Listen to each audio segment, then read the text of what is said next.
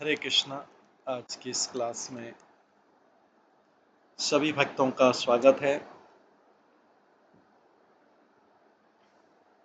कल हम श्रवण कर रहे थे इस क्लास में श्री गोपाल चंपू ग्रंथ से। आज उसी के आगे का श्रवण करेंगे। कभी कीर्तन से स्टार्ट करते हैं। जय राधा माधव कुंज विहारी, जय गोपी जन वल्लभ गिरिवर धारी, यशोदानंदन व्रज जनन, यमुना तीरा बनचारी, जय राधा माधव कुंज बिहारी।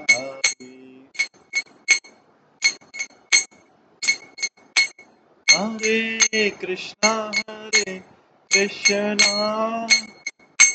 कृष्णा कृष्णा हरे हरे, हरे राम हरे राम, राम हरे हरे, हरे कृष्णा कृष्णा कृष्णा हरे हरे, हरे राम राम, राम हरे हरे, हरे कृष्णा कृष्णा कृष्णा हरे हरे, हरे राम राम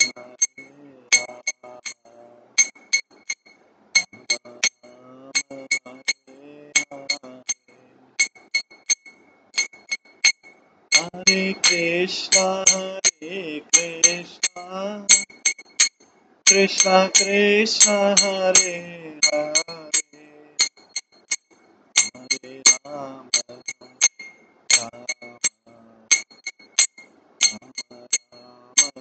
हरे हरे कृष्णा कृष्णा कृष्णा हरे हरे, हरे राम राम राम हरे हरे, जय राधा गोविंद राधा गोविंद राधे, जय राधा माधव राधा माधव राधे, जय गौरनिताय जय गौरनिताय गौरनिताय जय गौरनिताय, जय जय प्रभुपाद प्रभुपाद प्रभुपाद,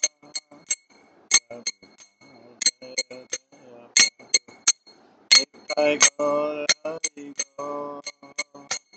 हरि गौर हरि गौर, निताय गौर हरि। श्री राधा गोविंद देव की जय, श्री जगन्नाथ बलदेव सुभद्रा महारानी की जय, श्री श्री गौर निताय की जय, श्री प्रभुपाद की जय, सभी भक्तगणों की जय। हरे कृष्णा।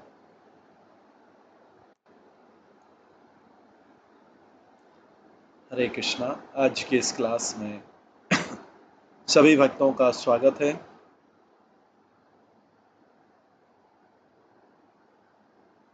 कल हम श्रवण कर रहे थे श्रीमद् गोपाल चंपू ग्रंथ के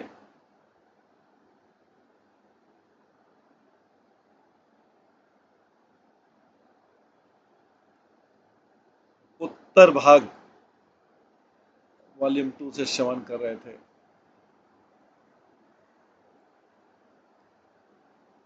इसमें हमने श्रवण किया था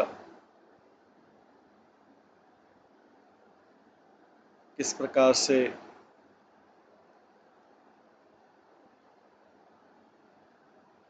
कृष्ण का और राधा रानी और गोपियों का विवाह होने वाला है। मंडप की सजावट के बारे में वर्णन किया गया है। जिस मंडप में प्रवेश करते हुए श्री कृष्ण रूप चंद्रमा ने अपनी कृष्णवाणी की किरणों के द्वारा उस वेदों को सुशोभित कर दिया, जो वेदी चारों कोनों पर फलों से युक्त केला के 4 स्तंभों से घिरी हुई थी एवं ऊपर की ओर प्रकाशमान मोतियों की माला से युक्त वितान तथा तोरण बंधन मार्ग के समूह से घिरी हुई थी और कलशों पर सुशोभित दीपावली से युक्त थी एवं रत्नमय चित्रकारी से व्याप्त थी। उस मंडप में आगे की ओर गोपराज श्री नंद जन आदि गुरुजन विराजमान थे एवं दोनों और क्रम की परिपाटी से बलराम आदि एवं उद्धव आदि मित्रजन विराजमान थे तथा श्री कृष्ण के पीछे की ओर दारुक आदि सेवकगण विद्यमान थे।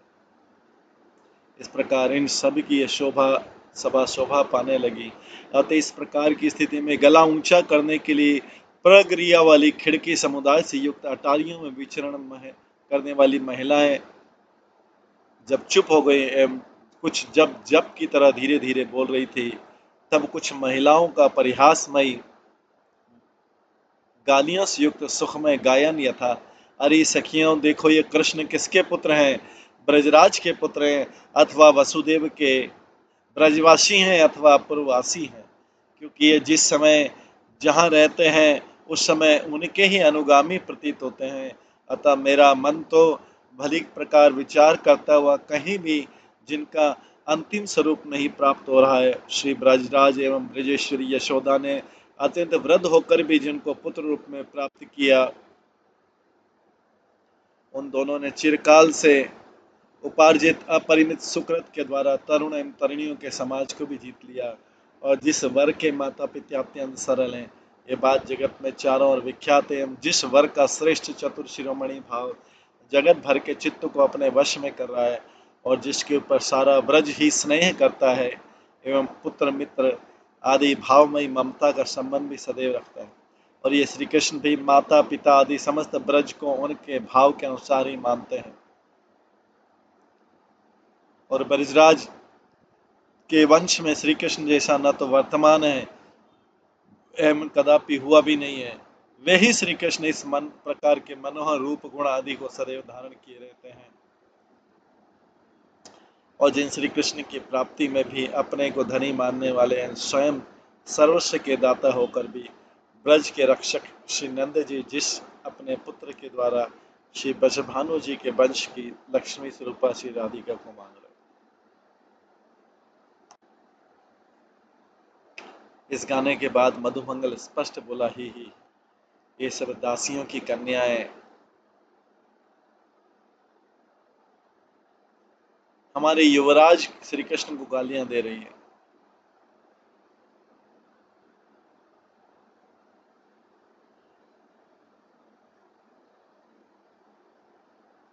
ये सब दासियों की कन्याएं हमारा युवराज श्री कृष्ण को गालियां दे रही, अतः इनको शासन करने के लिए पहले मैं श्री कृष्ण के द्वारा इनको ही दासी रूप से ग्रहण करवाऊंगा।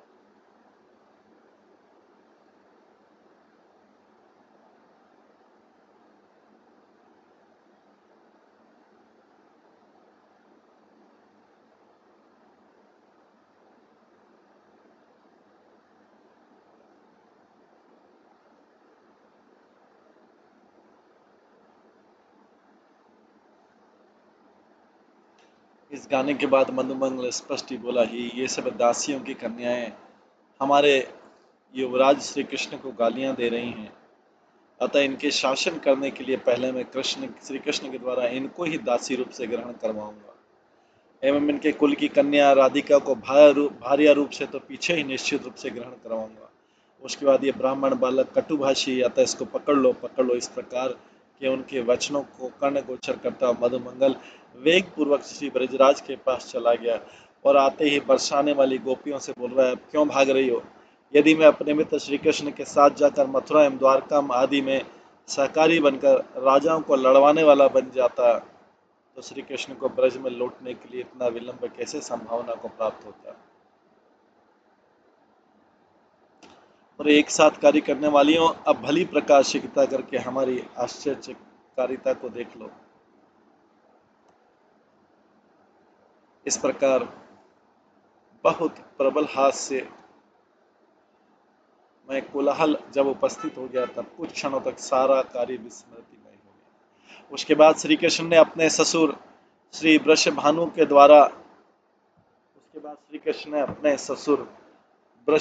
के द्वारा दिए गए उत्तम उत्तम आसन, दो वस्त्रों के सहित यज्ञोपवीत एवं अर्ध पाद आदि भारी सुखपूर्वक ग्रहण किए। किंतु वृषभानु जी तो श्री कृष्ण के लिए इन वस्तुओं को देने में अपनी अयोग्यता जानते हुए लज्जित हो गए। जिस समय ससुर वृषभानु जी ने अपने लिए आसन दिया,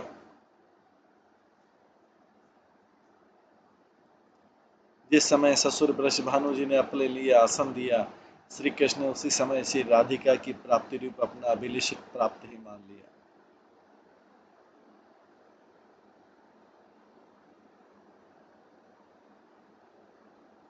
जिस समय ससुर वृषभानु जी ने अपना आसन दिया,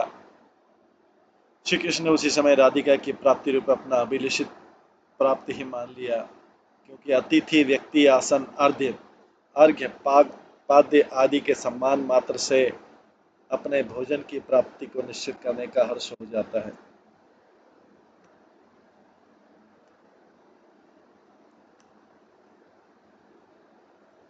और वृषभानु जी ने श्री कृष्ण रूप जमाई के लिए मंत्र के द्वारा जब गैया समर्पित की, और श्री वृषभानु जी ने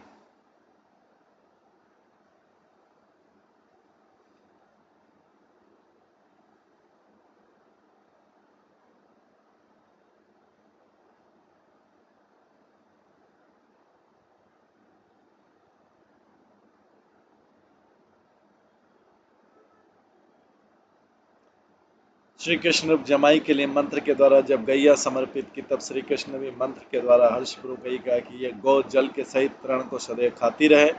और यह कोई कार्य करने के योग्य नहीं।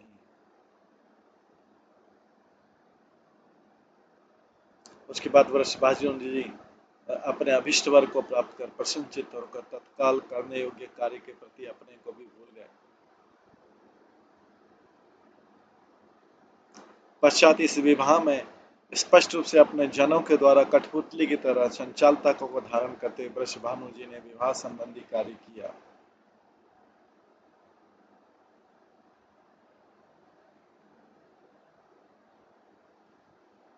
पश्चात वृषभानु जी ने उन मनोहर देवी वस्तुओं के द्वारा श्री ब्रजराज आदि प्रधान प्रधान व्यक्तियों की पूजा की, किंतु इस विवाह में इस पूजा के समय जो परिहास की अधिकता हुई, उसने जैसा सुख प्राप्त कराया वैसा दूसरे कार्य नहीं प्राप्त कराया। अनंत मस्तक को विशेष हिलाता वो मधुमंगल वहां पर बोला, कमल नयन श्री कृष्ण का विवाह तो मुझे बहुत ही मंगल प्राप्त करा रहा है, क्योंकि आज तक इतने समय तक तो केवल यह मैं ही विदूषक हंसी करने वाला मस्करा हूँ, ऐसा सब कहते थे। क्यों तो अब तो वे सब कहने वाले भी मेरी तरह विदूषक मस्करे बनकर ख्याति को प्राप्त हो गए हैं। इस प्रकार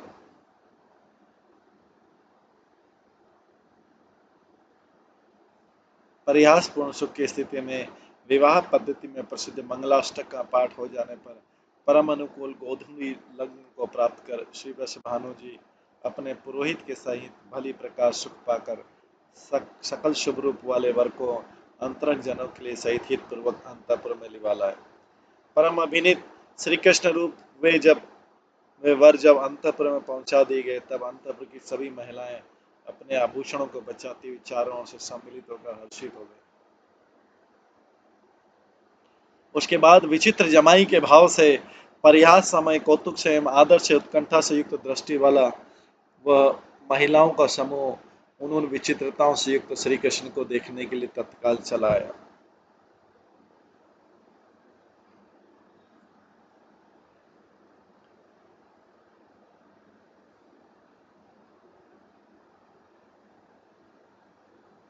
और राधिका की माता कीर्तिदा ने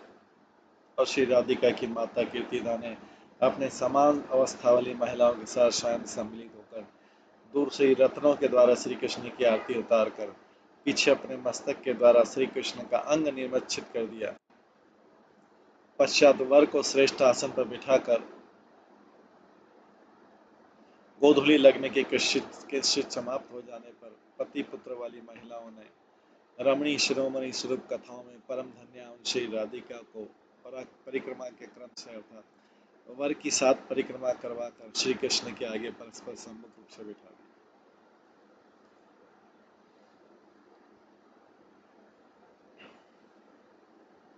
लाई हुई कन्या राधा को ऊंचे से ऊंचा आसन पर बैठी देखकर श्री कृष्ण के बरातियों ने कृष्ण रूप वर्ग को सिंहासन के सहित कन्या से ऊंचा करके हास्यपूर्वक खेलकर बारंबार आनंद प्राप्त कर लिया। पश्चात परस्पर सम्मुख रूप से बैठने का सुख संपन्न हो जाने पर मानो समय के विलंब को न सहने वाली वर एवं कन्या को क्रमशः इंद्र नीलमणि स्वर्ण के समान गाढ़े बन वाली दोनों की कांतियों के मान से युक्त हो जाने पर तथा खिले हुए उत्पल एवं कमल इन दोनों की मनोहर सुगंधि के समान दोनों प्रकार की सुगंधियों के परस्पर सम्मिलित हो जाने पर और वर एवं कन्या इन दोनों के अंग सुख के शिथिल हो जाने पर एवं श्री कृष्ण की ससुराल वाली जनों के विवाह संबंधी प्रसंग स्थिर जाने पर यह निम्नांकित कार्य हुआ। गुरुजनों के समाज में वर एवं कन्या के नेत्र परस्पर स्पष्ट देखने को समर्थ नहीं है, मानो इसलिए उस समय अपनी अपनी मानसिक शक्ति को लेकर मूड जाने पर भी प्रत्यक्ष की तरह प्रतीत होने लगे। उन दोनों वर कन्याओं के दोनों नेत्र यद्यपि मूंद हो गए थे, उन दोनों वर कन्याओं के दोनों नेत्र यद्यपि मूंद हो गए थे एवं आपस में देखने के लिए एकचित्त हो गए थे, तथापि मछली की तरह उछलते दोनों नेत्र बाहर भी परस्पर देखने के लिए चेष्टा करने लगे। अनंतर मुहूर्त के ज्ञाता ज्योतिषियों ने कांसे के बाजे से अर्थात घंटे के द्वारा विवाह के मुहूर्त की सूचना दी। उसके बाद ये पितृप्रसू सायंकालीन संध्या सभी सुखों का जनक जो विवाह है उसको भी उत्पन्न करने वाली हो गई। यह क्षणदा रात्रि भी क्षणदा उत्सवदायिनी हो गई। यह विचार कर समस्त समाज का मन जब हितमय हो गया तब पुरोहित जी ने विधि विहित कार्य करके सभी तंत्रों का अध्ययन करके विवाह संबंधी मंत्रों को स्पष्ट पढ़कर अपने यजमान को कन्यादान करने के लिए नियुक्त कर दिया।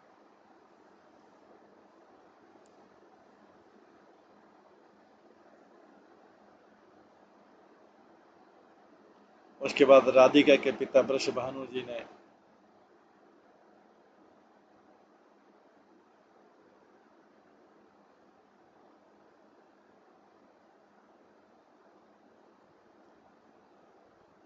राधिका के पिता वृषभानु जी ने हर्षित नेत्र वाले होकर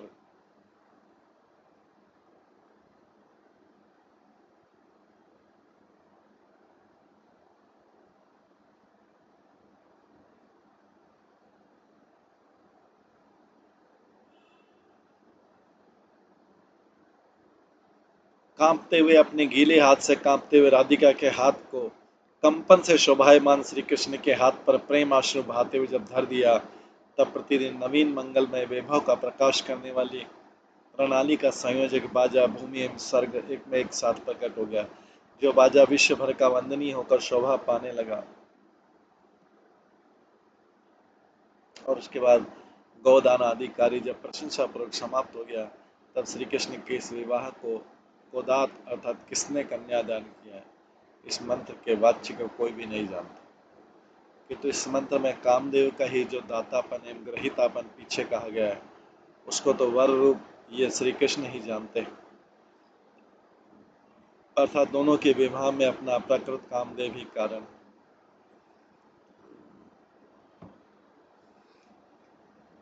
उसके बाद ये विवाह का शुभ समय है,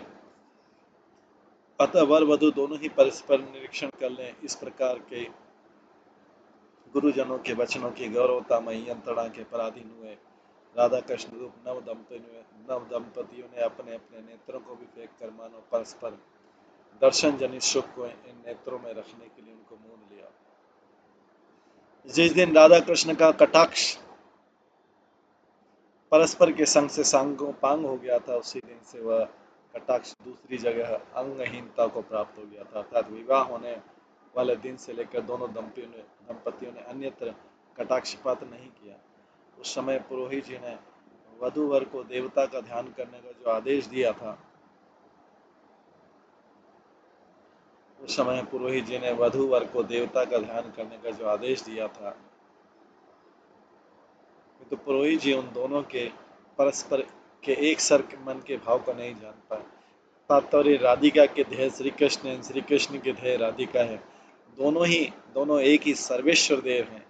लीला पृथक हुए हैं। अतः अपने से बड़ा कोई देवांतर न होने के कारण किस देवता का ध्यान करें, इस बात को पुरोहित जी विवाह के भावावेश में नहीं जान पाए।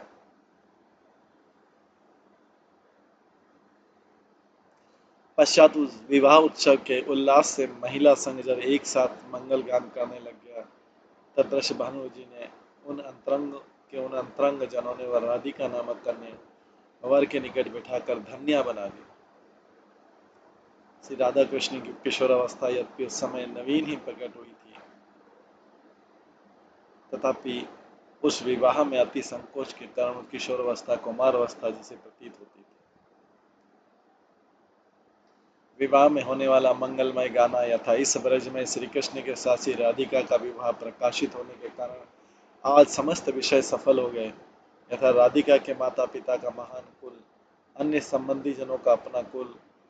एवं उनकी संपत्ति का समूह तथा चेष्टा हुआ समूह और समान अवस्था वाले मित्रों का कुल भी सफल हो गया। और इस विवाह में होने वाली भावनाओं का कुल, परस्पर मिलने वालों को कुल, विरह के बाद मिलने में महान सुख होता है। अतः परस्पर के विरह समुदाय का कुल भी सफल हो गया। पुनः महाविरह के बाद मिलन रूप मंगल का कुल एवं निरंतर सुख समुदाय का कुल भी सफल हो गया। जैसे कि इस राधिका के सास ससुर के सुख रूप वंश का हम और कौन सा गायन करें।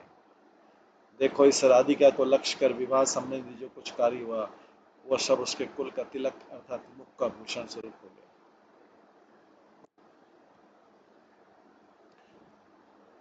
कारण यद्यपि श्री राधिका की कांति स्वर्ण के समान थी एवं श्री कृष्ण की कांति इंद्र नीलमणि के समान थी, तथापि उन दोनों की जोड़ी परस्पर की मिली हुई कांतियों के द्वारा वैदुर्य मणि की तरह दिखाई देती। इस तरह उन दोनों की उस परम उत्कृष्ट शोभा ने सभी जनों को उस प्रकार स्तंभित कर दिया कि जिस प्रकार वे जन पीछे किए जाने वाले विवाह संबंधी कार्य को करने के लिए समर्थ नहीं होता, अर्थात युगल जोड़ी के दर्शन करके विशेष शिथिल हो गए। पश्चात मानिनी जन के द्वारा जिनके अंचल की ठोक बांध दी गई हो, उस प्रकार परस्पर बैठे हुए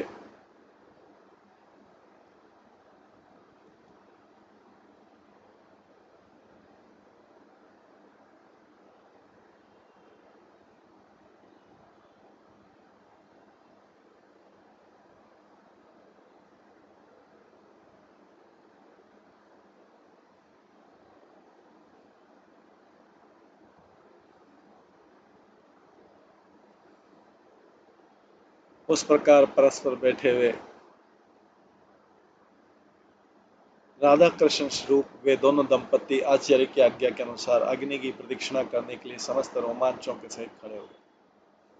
इस विवाह मंडप में वे दोनों वर वधु दाहिनी और चक्कर चलकर अग्नि की प्रदक्षिणा करने लगे। उसके बाद वर वधु में आविष्ट हो जाने के कारण अर्थात उन दोनों की प्रदक्षिणा देखते देखते सब जनों के नेत्र भी अग्नि की परिक्रमा देने लग गए।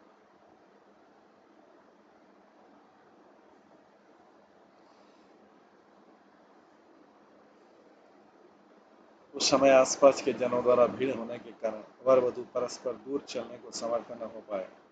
एवं परस्पर का स्पर्श भी विशेष प्रगलभता का विस्तार कर रहा था, इसलिए दोनों परिक्रमा देने में विमूढ़ भाव को प्राप्त हो गए। पश्चात पुरोहित की आज्ञा से सुंदर विशाल नेत्र वाली राधिका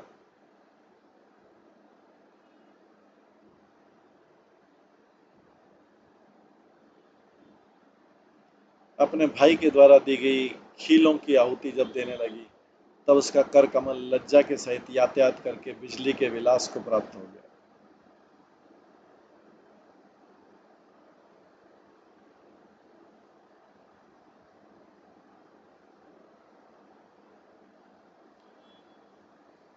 खीलों के द्वारा होम के होते समय वर को अपनी वधू के पीछे की ओर से वधू के दोनों हाथों को धारण करना एवं दोनों कंधों को ग्रहण करना तथा वक्षस्थल में स्पर्श करना। इस प्रकार शास्त्र में जो निर्देश दिया गया उसके अनुसार श्री कृष्ण रूप वर ने क्या क्या किया, इस बात को हम सहसा कहने को समर्थ नहीं। कारण जिस विषय में वक्ता को भी कहने में लज्जा उपस्थित हो जाती है, उसको विधि की परतंत्रता के बिना उस कार्य को परम लज्जाशील व श्री कृष्ण ही स्वयं किस प्रकार कर सकते। वर अपने दाहिने हाथ से कन्या के दाहिने चरण में छोटा सा पत्थर का टुकड़ा छुआ दे। इस प्रकार वैदिक श्रुतियों ने कहा ये अतः उस विधि का आचरण करने वाले श्री कृष्ण पहले गोवर्धन पर्वत को यद्यपि अनायास धारण कर चुके हैं, यह प्रसिद्ध है, तथापि राधिका के दाहिने चरण में छोटा सा पत्थर का टुकड़ा छुआने में हाथ चंचल होने के कारण शक्ति को नहीं प्राप्त हुई अर्थात समर्थ को न हो पाए। यही महान आश्चर्य। उस समय पुरोहित रूप गुरु जी ने राधा कृष्ण से इस प्रकार कहा कि अग्निदेव तुम दोनों के दंपति भाव में साक्षी के पद को धारण करता हुआ प्रतीत हो रहा है, देख लो।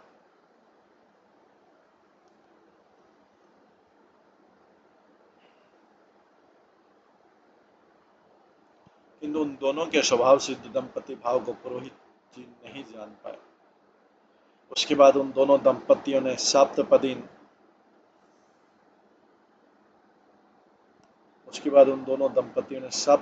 संख्य भाव की सिद्धि के लिए जो 7 पदक्षेप अतिक्रमण किए थे, अर्थात परस्पर की मित्रता के निवार्थ जो 7 पेड़ भरी थी उनके द्वारा है। मधुकंड भैया उन दोनों ने भू भुवर स्वर्ग स्व महाजन तब सती सातों लोगों को लांग लिया था, ऐसा अनुसंधान कर लो।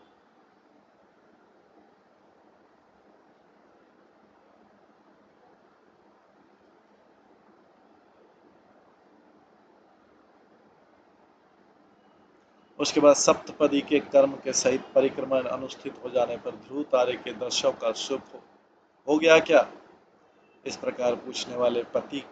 के प्रति पत्नी को सत्य अथवा असत्यता पूर्वक भी हो गया ऐसा कह देना चाहिए।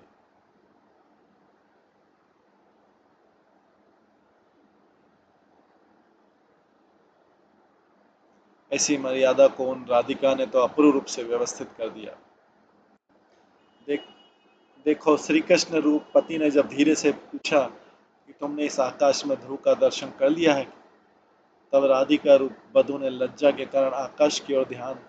न देकर भी तथा मिथ्या भी न कहकर उस समय श्री कृष्ण को ही परम ध्रुव मानते हुए कहा मैंने ध्रुव का दर्शन कर लिया। ये बात लेश मात्र कह दी।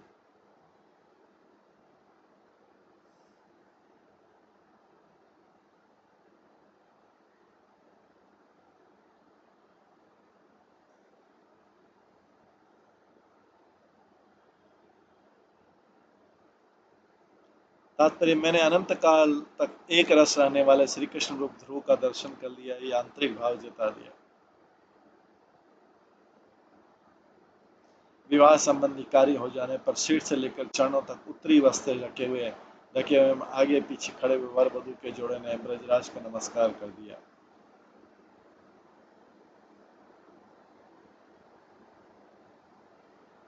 जिनके पीछे हुए सभी सम्मानी जन भी नमस्कार को प्राप्त हो गए, अर्थात श्री नंद जी को प्रणाम कर देने से उन सभी का प्रणाम सिद्ध हो गया।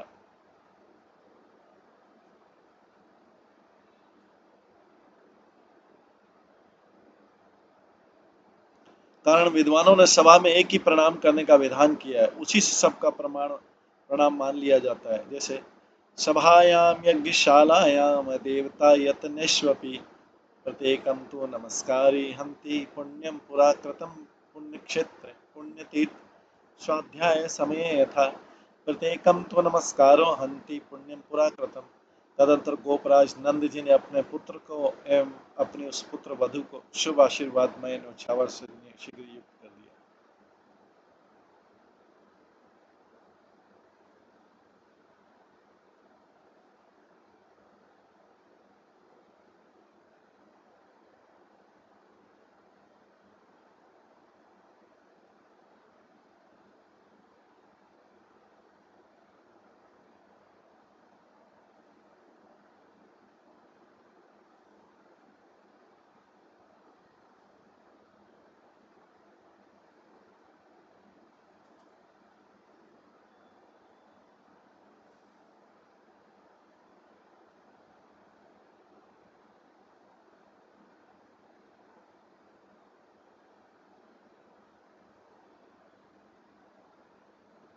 अर्थात दोनों के ऊपर रत्नों की बखेर करते उन्होंने शुभ आशीर्वाद दे दिया। इन रत्नों के द्वारा उनका स्पर्श किया, जिसके बाद उन्होंने सदाचार पूर्वक पुत्र वधू का मुख देखते हुए श्री वैश्यभानु के जी के कुल पुरोहित आदि ब्राह्मणों के अनेक प्रकार के दान समुदाय से पुष्ट कर दिया। उसके बाद निकट ही 4 कोने वाली वेदी पर बिछे हुए स्वर्ण के आसन पर परम मधुर वर वधु का जोड़ा जब बैठ गया, वह एवं यह समय स्त्री जनों के कुलाचार के प्रचार का है। इस कारण समस्त पुरुष समूह जब बाहर चला गया तथा सास आदि मुख्य मुख्य महिलागण गीले अक्षर चढ़ाने के लिए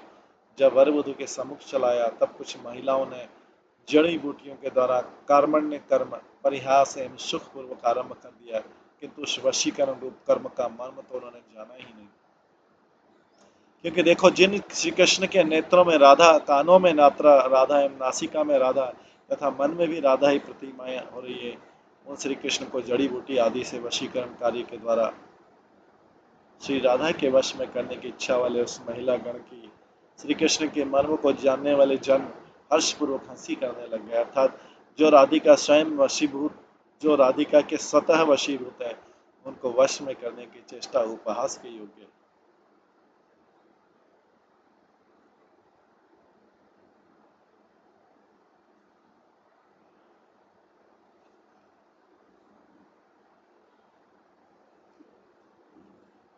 पश्चात विवाह संबंधी आचार के कारण प्रियतमा राधिका के केशों के बीच में अर्थात मांग में सिंदूर धारण करते हुए वे श्री कृष्ण रूप वर लज्जित हो गए। लज्जित होने में दो ही कारण थे, एक तो सासुओं की उस सभा में दृष्टा का संबंध है, दूसरा प्रिया के स्पर्श जनित आनंद से उत्पन्न कम से प्रतिक्षण सिंदूर दान रूप कार्य का व्याघात हो। उसके बाद विवाह संबंधी तत्त कर्म एवं भोजन के समय का परिहास जब सुख से संपन्न हुआ,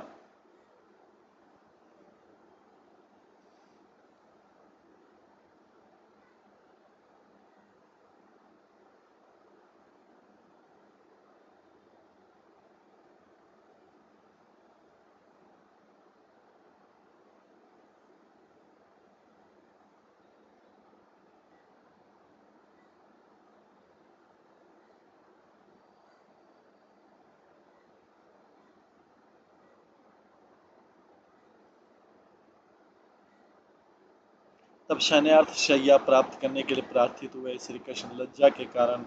अंतपुर में न सोकर भोजन आदि से सम्मानित होकर, जिन्होंने बाहरी प्रदेश में अपने ठहरने के लिए सभा रची एवं जो अपने हितैषी हैं, उन पिता चाचा आदि तथा बलदेव उद्धव आदि के सहित जो स्वजन थे, उनके बीच में ही आ पहुंचे, अर्थात अपने जनवासे में चले गए, जहाँ पर गण चक्रक में अर्थात बरातियों के सम्मिलित जेवेनार में मधुमंगल अनेक प्रकार के परिहास की योजनाएं करता हुआ बैठा। अंतपुर में तो वृषभानी पुत्री श्री राधिका को अपने प्रिय सखियां गुरुजनों के उपदेश से निर्जन भवन में लेवा ले। वहां पर भी वर के द्वारा जिसकी बुद्धि हर ली गई, उस राधा ने उन सखियों के द्वारा किए गए हास्य में मानव क्रोध सा प्रकट करते हुए रात्रि बिता दी।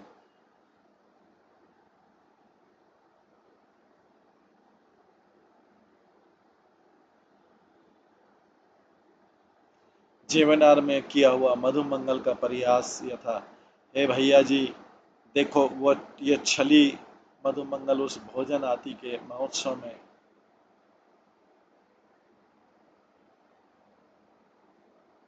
जब अपने मुख के रूखेपन का धारण कर रहा था, तब भी सब बारातियों के हास्य रूप वैभव के लिए समर्थ हो गया था। अपने मुख की रूखी चेष्टा से जब सबको हंसाने लगा, तब हास्य युक्त मुख के भाव से सबको हंसाएगा, इस विषय में तो फिर कहना ही क्या। उसी चेष्टा को देखो, जो व्यंजन अर्थात साग व्यंजित सेवा सरा सुभागम, हल्दी सरसों पिसी हुई अदरक काली मिर्च जीरा तेजपात धनिया आदि के चूर्ण से युक्त जल के सुंदर भाग को प्रकाशित करने वाला है, उस सुंदर साग में भी विदूषक मधुमंगल रूखेपन को धारण करता हुआ एवं दूसरे पदार्थ में प्रसन्नता धारण करता हुआ अपने साथ भोजन कराने वाले सभी जनों को हंसाने लग गया। भोजन कर लेने पर कमल नयन श्री कृष्ण ने स्वजनों के साथ अनेक प्रकार के नृत्य आदि तमाशे के द्वारा स्वयं जागते हुए रात्रि भी जागती हुई से बना दी।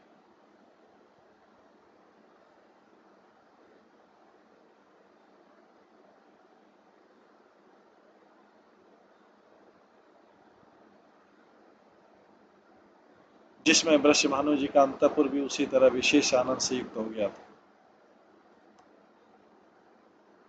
इस प्रकार अत्यंत विचित्र एवं अति हितकारिणी व रात्रि मंगलमय प्रातः काल के द्वारा जब बिता दी, तब अपने समाज वाले बारातियों के सहित श्रीमान ब्रजराज ने स्नेह के बंधन वाले अपने संबंधी वृषभानु जी से अपने घर की विदाई के लिए आग्रह किया, और जिस विदाई में ज्योतिषियों को भी अपने सहायक बनाकर वृषभानु जी की अनुमति भी प्राप्त कर ली, और जिन श्रीमान वृषभानु जी ने उन श्रीमान वृषभानु जी ने श्री कृष्ण की बारात की विदाई के लिए वृष राशि का सूर्य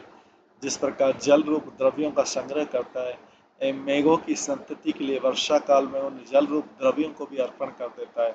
ठीक उसी प्रकार संसार भर में अनेक द्रव्य इकट्ठे किए थे एवं पर्जन्य बाबा की संतान के लिए वे सब समर्पण भी कर दिए। अतः वर्षा के धारा संपातों की तरह हर्ष के आधार स्वरूप उन द्रव्यों की गिनती से कोई प्रयोजन नहीं, अर्थात जैसे वर्षा की धाराओं की गिनती करना कठिन है, उसी प्रकार उन द्रव्यों की गिनती होना भी कठिन है जो विदाई के द्रव्य नेत्रों की तरह कानों के भी सुख का निर्माण करने वाले। श्री वृषभानु जी ने बारात की विदाई में उस विवाह में श्री नंद जी की जो निजी संपत्ति थी उससे दुगनी संपत्ति दे दी। इन संपत्ति से भरे हुए श्री वृषभानु के घर से प्राप्त दुगने द्रव्य से श्री नंद जी विशेष संतोष को प्राप्त हो गए, किंतु अपने पुत्र श्री कृष्ण के लिए उनकी कन्या रूप लक्ष्मी को प्राप्त करके तो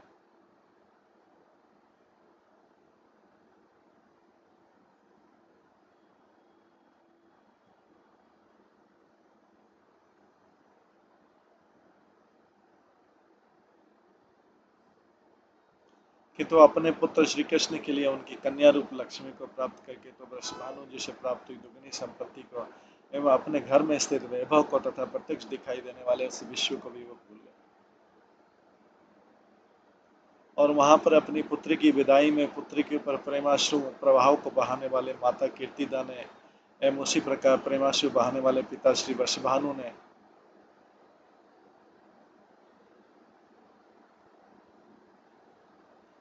वाणी से रहित होकर जो कुछ कहा था उसको तो साधारण जनों ने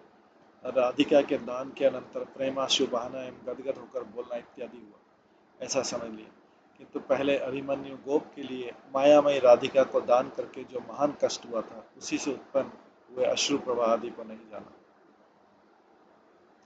उसके बाद नीतियुक्त चरित्र वाले श्री वृषभानु जी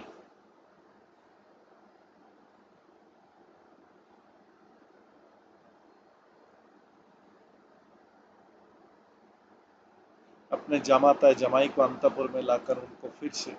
फिर भी सब ओर से सजाकर सुमधुर भोजन आदि के द्वारा तृप्त करके अपनी पत्नी कीर्तिदा के साथ सलाह कर अपने हाथ में जमाई का हाथ पकड़ के उनके प्रति हे तात ऐसा संबोधित करके प्रेमाश्रु बहाते कहा कि ये हमारी बालिका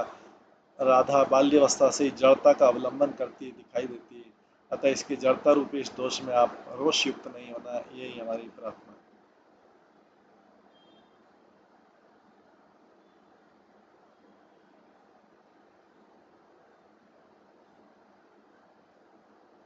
कवि जन इस विषय का श्लोक भी बना देते हैं, यथा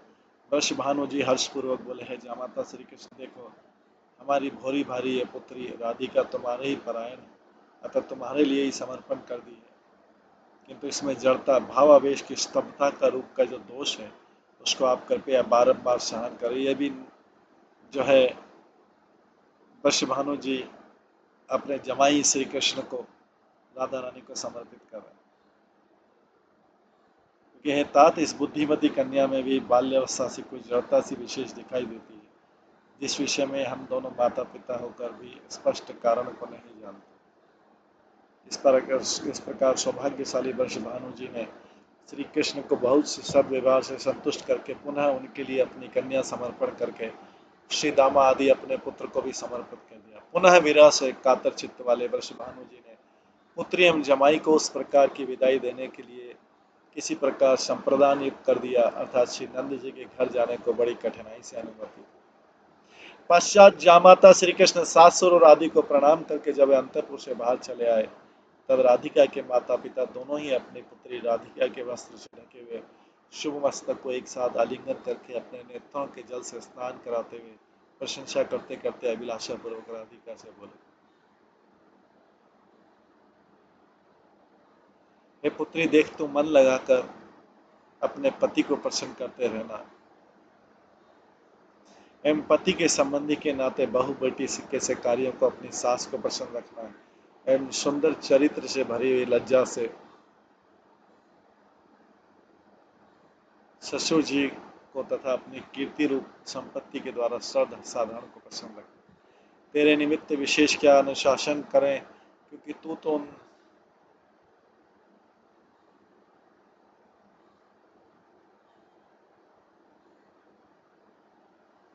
श्री कृष्ण आदि को स्वयं ही पति आदि के भाव से जानती हुई अर्थात श्री कृष्ण को पति रूप से एवं यशोदा तथा नंद जी को सास ससुर के रूप में जानती हुई पति आदि के भ्रम को धारण करने वाले अभिमन्यु आदि दूसरे जनों के ऊपर तो पहले से ही थू थू धारण कर चुकी है।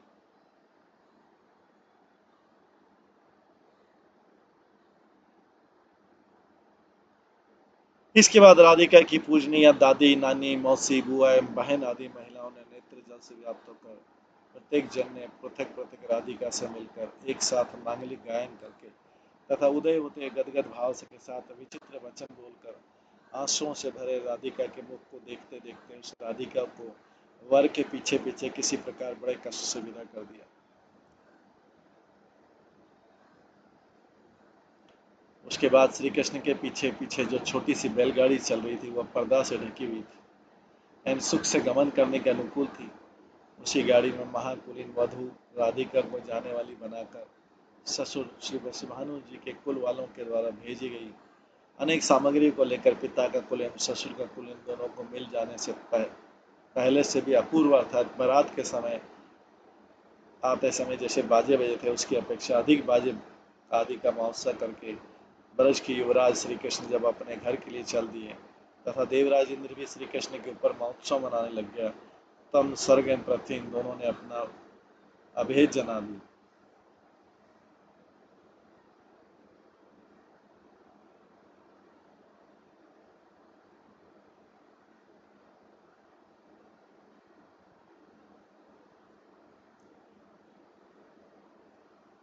उस समय गोपराज श्री नंद ने जन्माशय से बाहर ब्राह्मण, स्तुति पाठक, सूत मागध एवं नटी आदि के अगणनीय गण को देखकर सहसा विचार कर वहां पर उतने धन की वर्षा कर दी कि जितने को जन बारंबार ढोने को समर्थ नहीं हुए, क्या कहें उनके ढोते ढोते रात हो गई।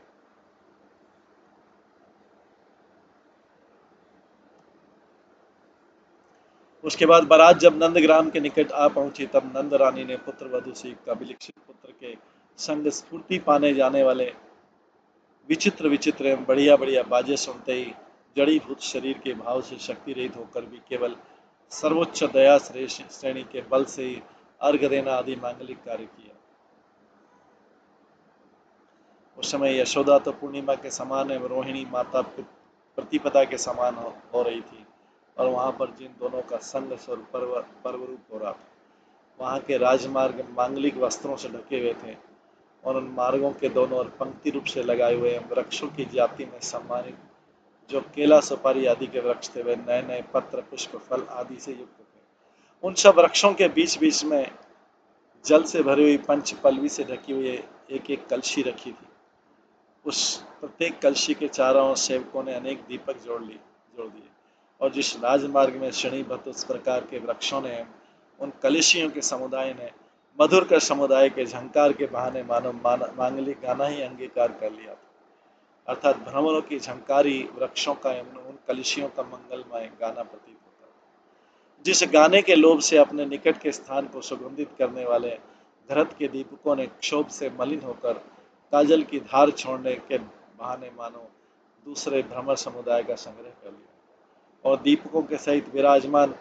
दीप वृक्ष तो समय ध्वजा पताका धारण करने वाले जनों की तरह शोभा पा रहे थे, जिनकी शोभा के लोभ से आवृत्त मन वाले इंद्रादि देवता वहां पर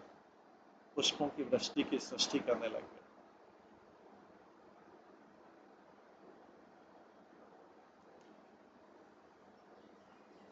और उस स्थान के नाम के क्रम से अर्थात जब श्री कृष्ण की बारात वहां आ गई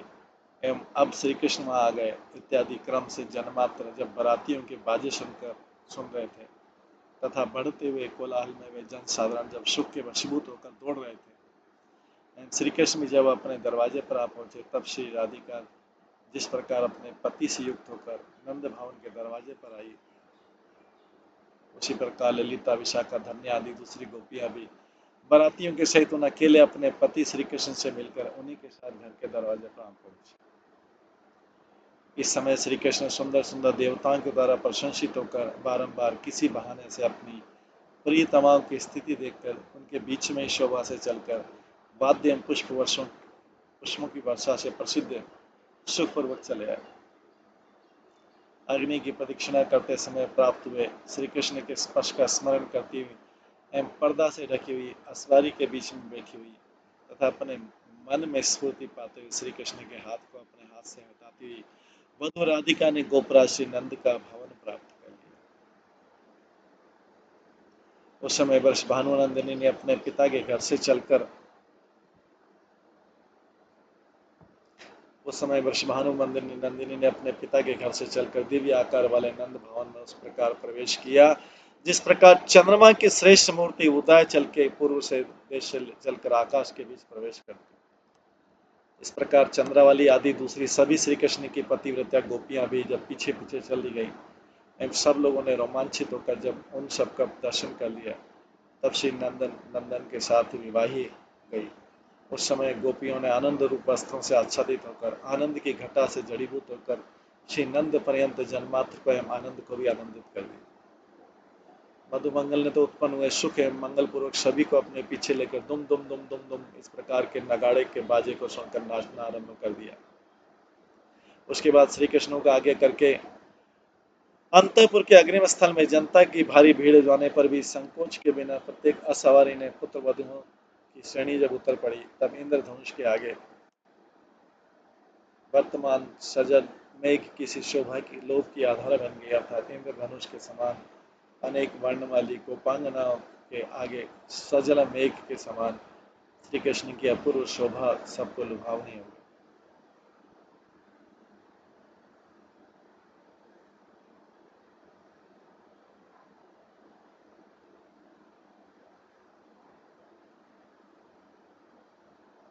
और जिन श्री कृष्ण पत्नियों में श्री राधिका चंद्रावली की शोभा अपूर्व थी क्योंकि वे दोनों सभी श्री कृष्ण की पत्नियों की पंक्ति को सुशोभित करने वाली थी।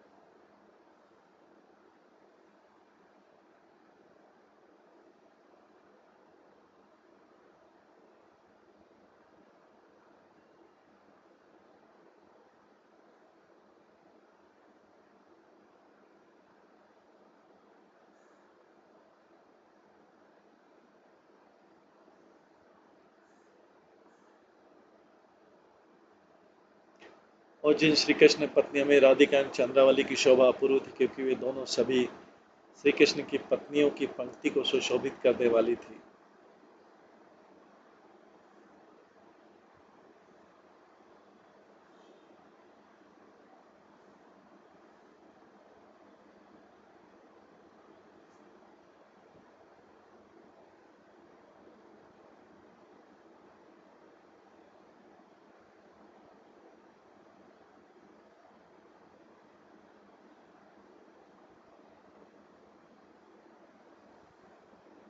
दोनों ही क्रमशः श्री कृष्ण के वाम एवं दक्षिण भाग में सम्मिलित थे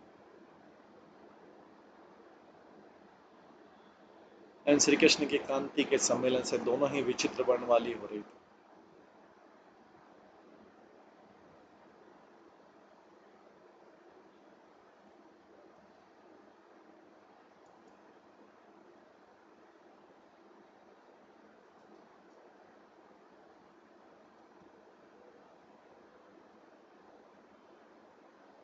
तथा अपने अपने अपने प्रतिबिंब की परंपरा से दूसरी दूसरी कृष्ण पत्नियों में अपने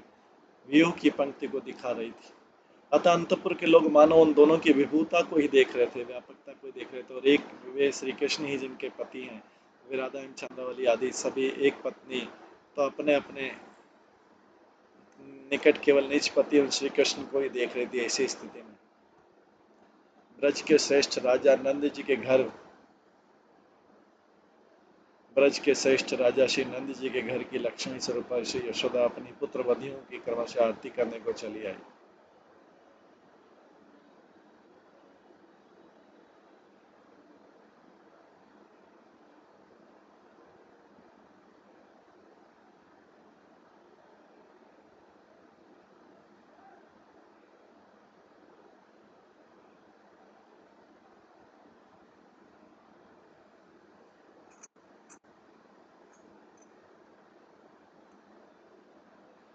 आते ही उनकी आरती करते समय उन सबके रूप में व्याप्त चित्त वाली होकर विमुग्ध स्वरूप बन गई एवं अपने दोनों स्तन के वस्त्र से दुख धारा बहाने लग गई। हर्ष की बात यह कि वे यशोदा जी यदि रात भर भी अपने पुत्र वधियों की आरती करती रहती हर्ष की बात है कि वे यशोदा जी यदि रात भर भी अपने पुत्र वधुओं की आरती करती रहती तो भी वे सांगोपांग आरती नहीं कर सकती।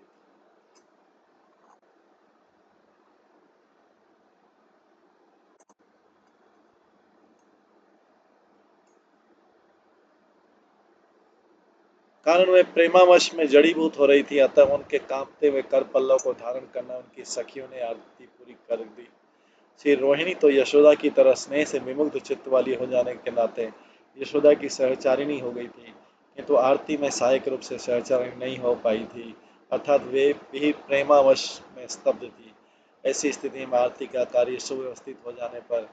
यहाँ स्वेच्छा पूर्वक करे जाने वाली आरती के रत्नों की श्रेणी श्री कृष्ण प्रीतमाओं के मुख के आगे ऊपर एवं नीचे की ओर जा रही थी। उसको देखकर ये बोध होता था मानो अतिशय अपूर्व चंद्र समूह को देखकर तारा मंडल अनेक प्रकार के नृत्य विस्तारित कर रहा है। यहाँ पर श्री कृष्ण के प्रियाओं के अनेक मुख्य अनेक अपूर्व चंद्रमा हैं एवं आरती के रत्नों की श्रेणी ही तारा मंडल है। तारे तो अनेक होते हैं, ये बात प्रसिद्ध है, किंतु यहाँ चंद्रमा भी अनेक है, यही बात अपूर्व है। आरती के समय महिलाएं गाना गाने लगी। यथारी बहनों, गोपकुल के राजा श्री नंद जी में विद्यमान आश्चर्यमयी महिमा को तो देख लो। देखो, जिन्होंने यहाँ पर अपने पुत्र के कार्य रूपी विवाह के सुख के लिए अपरिमित लक्ष्मी समूह एकत्रित कर लिया है, और जिस लक्ष्मी समूह में अर्थात जिन गोपी रूप लक्ष्मियों के समुदाय में समस्त सुख साधिका राधिका को तो मानो संपूर्ण उन्नति का सारूप समझकर चुन लिया है, एवं जिस राधिका में जो दिव्य भवता है वो बारंबार नवीनता को प्राप्त होती रहती है तथा बहुत से अपार फलों को प्राप्त होती रहती है। ये सब महिलाएं गाना गा रही है नंद जी के, राधा रानी ये सब गोपियों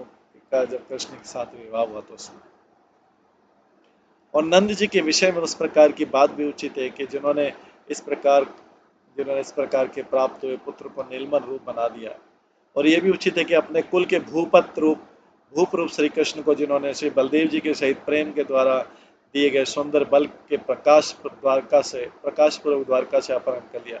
जिन श्री कृष्ण को वसुदेव जी अक्रूर के द्वारा यथेष्ट हर के ले गए थे और जो तीनों लोकों का अतिक्रमण करने वाले अपने हृदय को अत्यंत भारी युक्त होने के कारण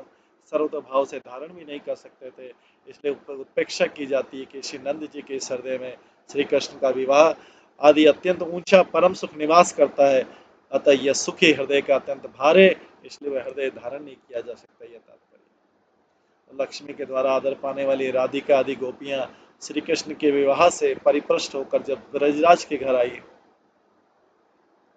तब उन्होंने नंद भवन को उस प्रकार के वैभव की शोभा स्थापित कर दी जिस प्रकार के वैभव की शोभा पहले श्री कृष्ण के उस जन्म ने भी नहीं स्थापित की। अभी राधा रानी बहू अपने ससुराल आ गई नंदगांव, उसके बाद माता यशोदा एवं उनकी देवरानी जेठा आदि महिलाएं अपनी अपनी पुत्र वधुओं के मुख चंद्र को बार बार निहार कर उसको बार बार सजा कर तथा उसके ऊपर बार बार रक्तों की जो छावर करके अपने नेत्रों से अमृत जल की धारा बरसाने लगी। पश्चात कमल नयन श्री कृष्ण संकोच से अपने को छुड़ाने के लिए माताओं को प्रणाम करके रमणी वर के वेश से ही श्री ब्रजराज से विराजमान स्थान में चले गए। श्री ब्रजेश्वरी तो समस्त बंधुओं को आनंदित करने वाली नववधुओं का बहुत प्रकार से लालन प्यार करती हुई है, उन सब में सर्वश्रेष्ठ श्री राधिका का लालन पालन करती हुई सीमा को नहीं प्राप्त हुई।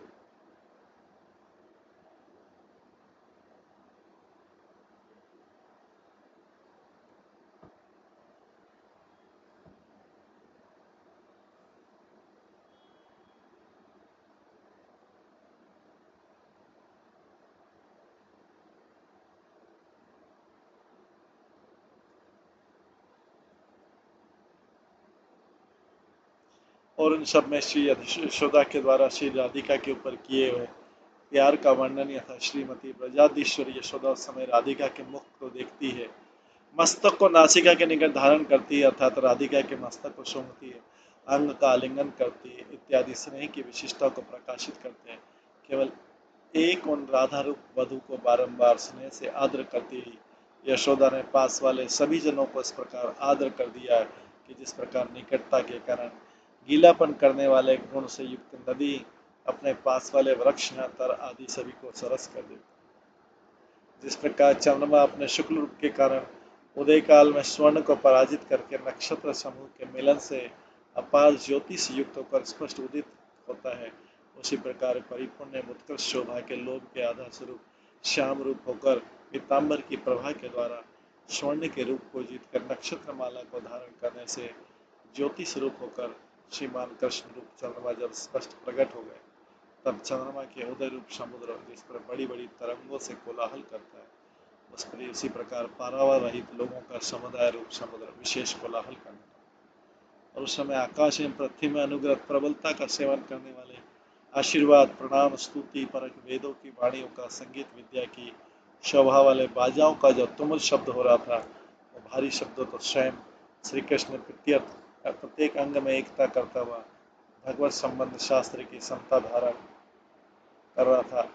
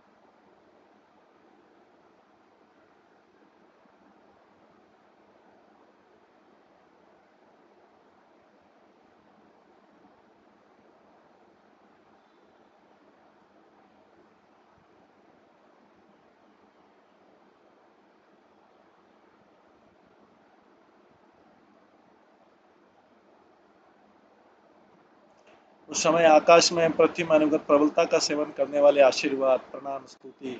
परक वेदों की वाणियों का संगीत विद्या को की शोभा वाले बाजाओं का जो तुमुल शब्द हो रहा था, वो भारी शब्द तो स्वयं श्री कृष्ण प्रत्येक अंग में भी एकता करता हुआ भगवत संबंधी शास्त्र की समता धारण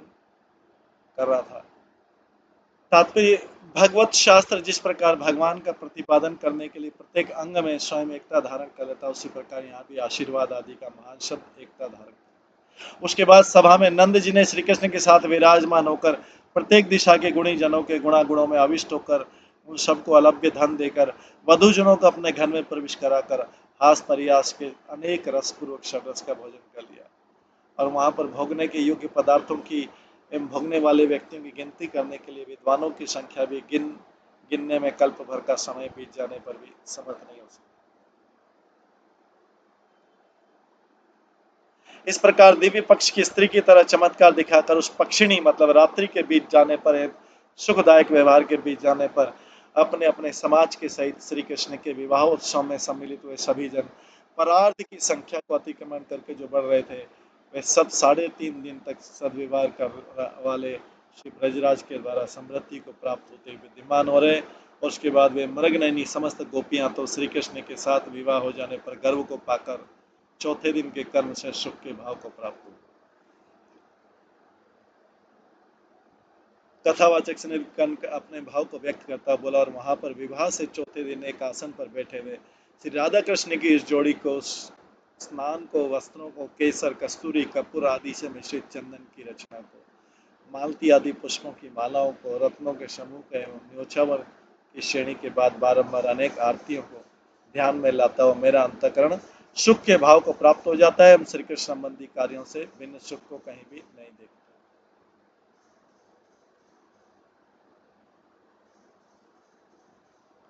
और इस राधा कृष्ण की जुगल जोड़ी ने विवाह की उस क्रिया के आचार से प्राप्त जो सुंदर भोजन किया एवं सार पासे के द्वारा चौसर के खेल में आपस में जो विजय पाली थी, ये दोनों कार्य आश्चर्यजनक नहीं थे। कारण ये जुगल जोड़ी निरंतर बलिक कार्य में, भोग और में, विजय में एक दूसरे के कार्य को एक दूसरे एक दूसरी करती, अर्थात ये सभी कार्यों में दोनों समान हो जाते। इस प्रकार ये राधा और कृष्ण का विवाह होता है और गोपियों का विवाह होता है। ये लीला के आधार पर ये ब्रज में जब कृष्ण वापस लौट के आते हैं दंतवक्र को मारने के बाद, तब इसके आगे का जो है वर्णन हम कल की क्लास में सुनेंगे। अभी समय हो गया है, इसलिए इसको यहीं पे विराम देते हैं। सभी भक्तों का बहुत बहुत धन्यवाद। सभी भक्तों के लिए एक बार हरे कृष्ण महामंत्र का जप करते हैं। हरे कृष्णा कृष्णा कृष्णा हरे हरे, हरे राम राम राम हरे हरे। श्री श्रीमद गोपाल चंपू ग्रंथ की जय। श्री जीव गोस्वामी की जय। सभी भक्त गणों की जय। श्री प्रभुपाद की जय। हरे कृष्णा कृष्णा कृष्णा हरे हरे, हरे राम राम राम।